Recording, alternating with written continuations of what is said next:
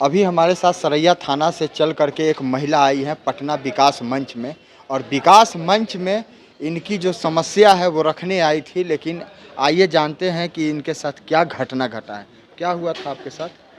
मेरा नाम पहले शारदा देवी है जी। और मैं छपरा के रहने वाली हूँ और मैं लव मैरिज शादी की हूँ और जो लड़के हैं वो मुजफ्फरपुर ज़िला के हैं और हम लोग 2013 में शादी किए हैं। 2013 में? हाँ। अच्छा। और मेरे पास 3 बच्चे भी हैं, 2 लड़की और 1 लड़का है। अच्छा। शादी की 1 महीने बाद से ही मेरे हस्बैंड मेरे साथ मारपीट स्टार्ट कर दिए।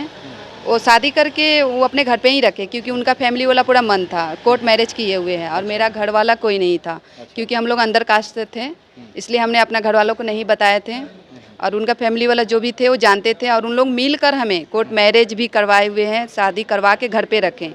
और 1 महीने बाद से मारपीट करना मेरा जब हस्बैंड चालू किए तो मारपीट करके वो बाहर चले गए। तो 2-3 महीना बाद ही उनका जो पिताजी हैं, जो मेरे ससुर जी, उनका नाम है सुगारथ राय, वो उनका घर है झोपड़ी का, अभी तो बन चुका है और पहले झोपड़ी का घर था। और झोपड़ी का घर जैसे कि आप समझ सकते हैं कि उस घर में दरवाज़ा भी लगाने का कोई ये नहीं था, पर्दे डालकर सोते थे। तो जब हम सोते थे तो 12 बजे रात में, 2 बजे रात में मेरा ससुर घर में घुसते थे और मेरे बदन को टच करके और मेरे कपड़े भी हटाने का कोशिश करते थे। उस समय हल्ला चिल्ला करते थे तो सुबह उन्हें बताते थे सास को, तो सास बोलती थी कि तुम मेरा पति को फंसाती हो कि किसी काम से गया होगा घर में, अरे कोई सामान लेने गया होगा तो हाफ चड्डी में, और कभी भी वो पता नहीं कौन सा पैंट पहनता है हाफ। तो हमारा क्या नाम है कि वो बेटी तो एक होती है, पतो हो या बेटी हो एक समान होती हैं, लेकिन ससुर ने हमारा कभी नहीं सोचा। वो अपने लड़का का और मुझे गलत मौका फ़ायदा उठाने का कोशिश किए हैं। वो सोच लिए कि मेरा लड़का तो इतना बुरा है, मारपीट करता है, तो हो सकता है कि मेरा ये बात मानेगी, मेरा बात मानेगी, तो वो मेरे साथ बहुत बुरा व्यवहार करने लगे। और उसके बाद हम लड़ाई झगड़े जब करते थे तो बाहर मेरा बाल पकड़ के खींचना, मारना, और एक बार तो ऐसा मेरा ससुर मारे कि मुझे अस्पताल भर्ती कर दिए। और उसके बाद गांव समाज में सबसे ये कहने लगते हैं कि बहुत लड़ती है, झगड़ती है, सुनती नहीं है, ये वो, मुझे बदनाम साबित करके और बात को दबा दिया जाते थे।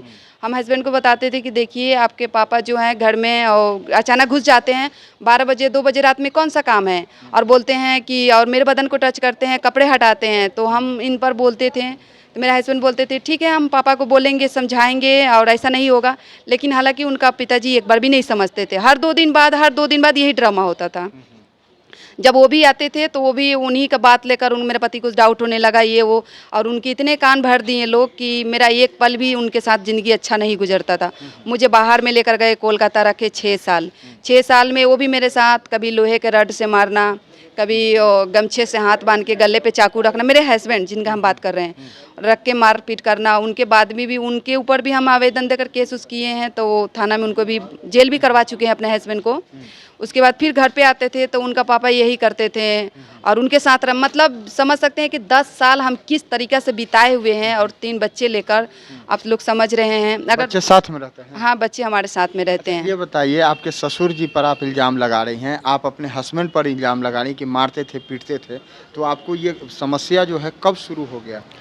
शादी के तो 1 महीने बाद से मेरा हस्बैंड मेरे साथ मारपीट करने लगा, मारपीट करके बाहर चला गया। लव मैरिज किए थे? हाँ, लव मैरिज किए थे। अच्छा, तो पहले से पता नहीं था कि ऐसा मारपीट करने वाला है? अच्छा, ये बताइए किसी का चेहरा पे लिखा हुआ रहता है कि कौन कैसा है? लव मैरिज तो 2-4 महीना, 2-4 साल साथ में रहे होंगे, तभी ना ऐसा किए नहीं, होंगे? हम ऐसा नहीं किए थे। वो उनके मेरे गांव में उनका रिलेशन था और रिलेशन में आया जाया करते थे, और वो आने जाने के कारण उस समय में बड़ा फ़ोन भी नहीं था, जो ज़्यादा कुछ समझने का मौका नहीं मिला।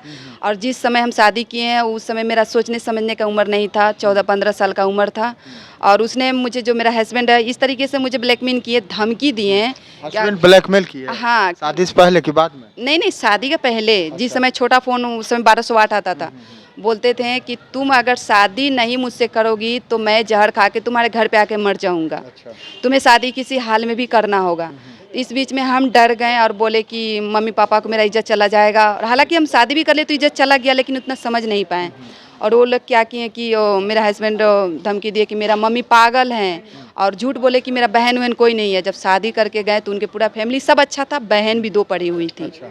इतना झूठ बोल के शादी करके गए।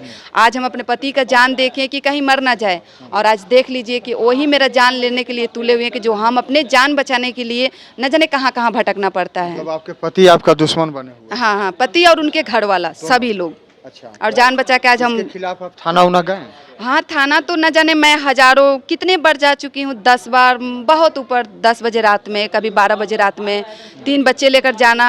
कौन और थाना पड़ता है आपका? सरैया थाना। सरैया थाना। और वहाँ जाने के बाद में सब ये सब चीज़ें कहने के बाद में कहते हैं लोग, वहाँ के अधिकारी, तुम जाओ सुबह आना, ठीक है कल आना, ठीक है शाम में आना। एक आवेदन देने के लिए हमें 10 दिन तक दौड़ाया जाता है। अगर ना सुनने के बाद हम डीएसपी के पास पहुँचते हैं, डीएसपी को भी आवेदन देते हैं, तो उन्होंने कहते हैं कि तुम्हारा तो रोज़ का ये ड्रामा है। तो बताइए, हर लोग ये ड्रामा समझेंगे तो फिर क्या होगा? लास्ट में यही होगा, आत्महत्या कर लेंगे। लास्ट में क्या होगा? डीएसपी भी हमें जवाब दिए कि तुम रोज का ड्रामा करोगी तो कौन तुम्हारा लेगा। ठीक है, हम बोलते हैं। उनके कहने पर एक बार हमारी आवेदन ली गई है, एफआरआई की गई है, लेकिन आज तक कोई कार्रवाई नहीं की गई है। और न जाने वो लोग जाते हैं तो बहुत अच्छे से बात करते हैं, मैं जाते हैं, और जो वहाँ के जो गुड़िया मैडम है, जो हमारे केस को आयोग बनी थी, उन्होंने मुझे बहुत गंदी गंदी गाली देती थी कि तुम केस ससुराल के ऊपर करना चाहती हो, तुम तो देवर के साथ तुम्हारा अफेयर है, तुम्हारा उसके साथ अफेयर। ये बताइए, ये सब प्रशासन के कहाँ से हक दे दिया है? ये सब बिना जाने समझे किसी का कार्रवाई करने के बाद ऐसे क्यों बोलने लगते हैं, हमको समझ में नहीं आता है। और वहाँ के जो प्रशासन, जो जेंट्स लोग हैं, वो भी गंदे गंदे कि तुम रंडी हो, तुम ये हो, वो गाली देते हैं। आपको गाली देते हैं? हाँ, प्रशासन हमें गाली दे के भगा देते हैं। और बहुत बार पैसे की भी मांग किए हैं, तो हमने पैसे भी दिए हैं। पैसे देने के बाद में भी हमारे आज तक सास ससुर के ऊपर एक भी कुछ भी नहीं हुआ है। थाना में तो पैसा नहीं लगता है, लेकिन मांग करते हैं वहाँ पे बिना पैसे। मेरे तो क्या बात करते, पैसे मांग नहीं, पैसे तो मांग के मेरे जगह जमीन पूरा मतलब प्रशासन बिकवा दिए हैं। पैसे मांग करके? हाँ, देखिए, 1 घंटे के लिए, मेरे 1 दिन के लिए सास ससुर को, जिस समय मर्डर होने की संभावना थी, हम आपको वीडियो शेयर कर सकते हैं, वीडियो रखे हुए हैं। हम जब पंचायती द्वारा रखे हुए थे गांव में। वो प्रमाण है आपके पास? हाँ, मेरे पास सब वीडियो, हर प्रूफ है, प्रशासन से लेके समाज तौर सब वीडियो है, आप देख सकते हैं, ले भी सकते हैं। तो हमने चोरी से वीडियो बना के प्रशासन को कॉल किया कि सर आप यहाँ पे आइए, यहाँ पे मर्डर हो जाएगी। सर ने आए और मुझे गाली दी है, बोले कि तुम रंडी हो, तुम गांव समाज मिल के और तुम थाना को बुलाती हो, ये करती हो। गाली गलौज हमारे साथ की गई है। अच्छा, पुलिस आपको गाली देती है? हाँ, मुझे गाली दी है, थाना की पुलिस? सरैया थाना की पुलिस। अच्छा। और एक दिन किसी भी हाल मैं विधायक के पास पहुंची, पता नहीं कहाँ कहाँ पहुंच के, ताकि मेरे सास ससुर को सजा हो, अगर बंद हो गए मेरे कहने पे और मेरे केस पे।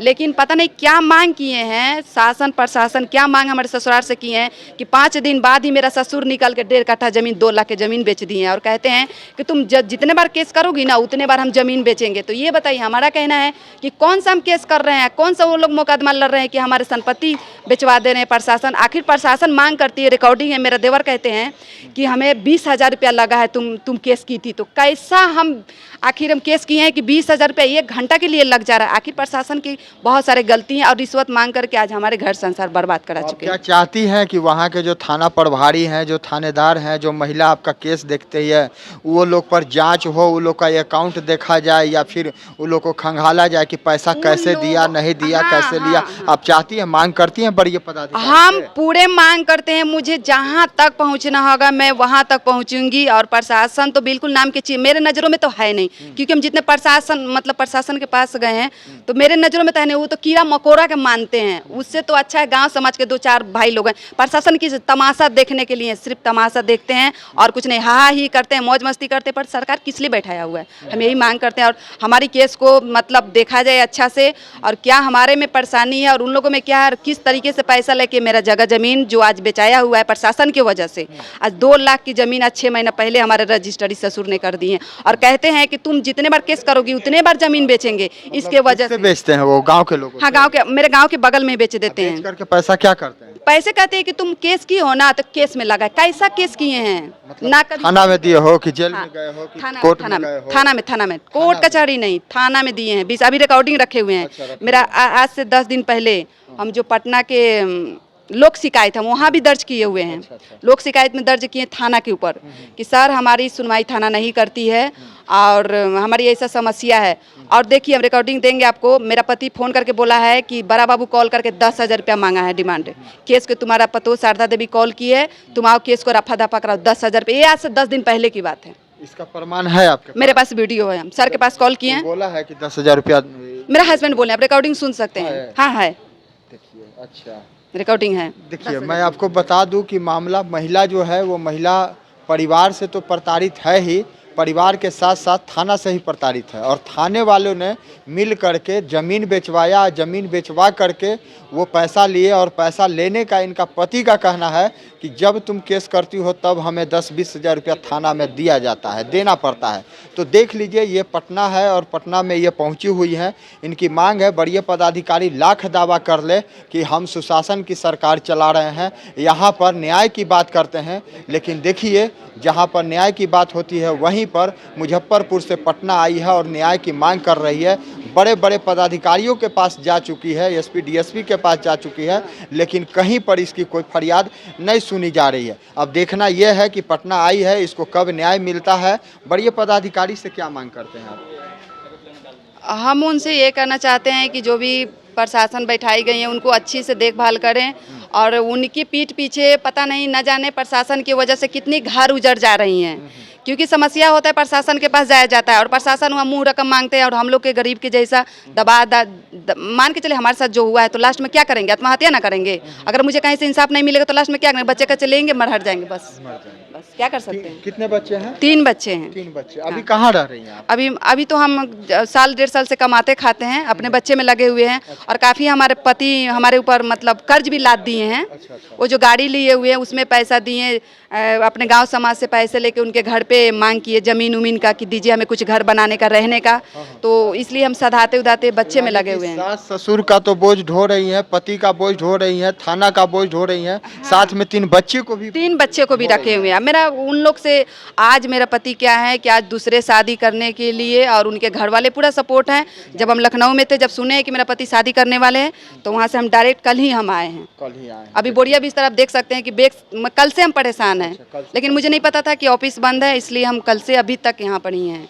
चलिए, तो आपने देखा कि किस तरह से महिला अपनी फरियाद लगाई और फरियाद लगा करके कह रही है कि हमें न्याय चाहिए। अब देखना यह है कि कब इसे न्याय मिलता है और कब पुलिस प्रशासन की नींद खुलती है, कब वो गिरफ्तार होता है। तो तब तक के लिए आप देखते रहें लाइव मीडिया न्यूज़। आपका बहुत बहुत धन्यवाद।